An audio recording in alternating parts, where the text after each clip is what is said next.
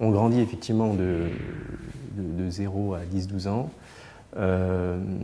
mais la phase de croissance la plus intense va être donc entre 10-12 ans, de 10-12 ans jusqu'à 17-18. À un certain âge, pendant l'adolescence, donc on est en phase de croissance, on grandit, ça signifie que les os s'allongent, les os vont également s'épaissir, on va prendre du poids. Alors pourquoi on prend du poids? Parce qu'on prend du muscle, on prend un peu de gras aussi, et justement parce que les os vont augmenter leur densité. Alors il y a effectivement des différences de croissance, de mode de croissance, déjà chez les garçons, des filles. Ensuite, il y a une grande part de diversité. Vous pouvez avoir des garçons qui grandissent très vite dès 10-11 ans, puis après la croissance va être plus lente, plus régulière. D'autres qui vont rester petits, entre guillemets, ou pas très grands jusqu'à 13, 14, 15 ans, et prendre une croissance régulière, pareil, jusqu'à 20 ans, 21 ans. Chez les filles, bien souvent, la croissance est un petit peu plus précoce, mais ce n'est pas toujours le cas non plus.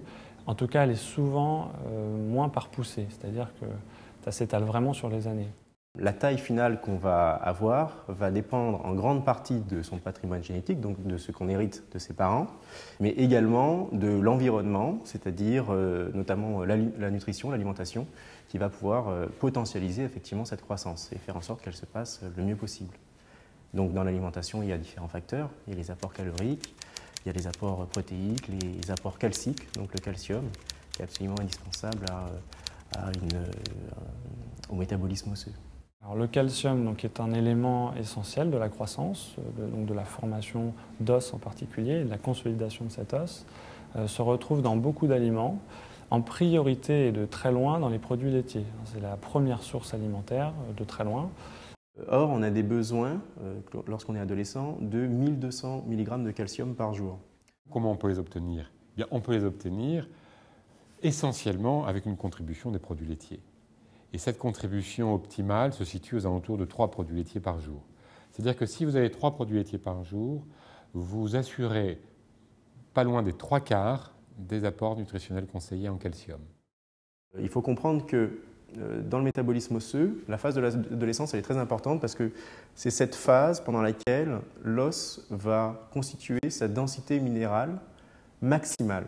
C'est ça que chez les adolescents, on va forcer effectivement un petit peu sur les produits laitiers par rapport à quelqu'un qui a fait déjà sa croissance. Quand on a fini de grandir, on a toujours besoin de calcium, probablement moins par rapport à sa taille que lorsque l'on grandit, puisque vous avez juste à consolider vos os, à les entretenir.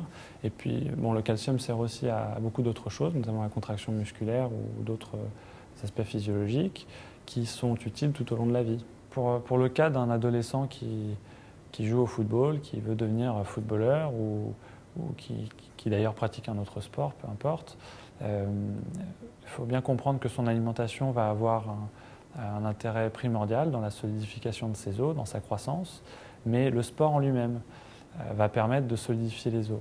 Par les chocs qu'on a, même en courant, en tapant dans le ballon, en fait, l'os se solidifie. La solidification de l'os en fait, se nourrit des contraintes physiques qu'on lui impose.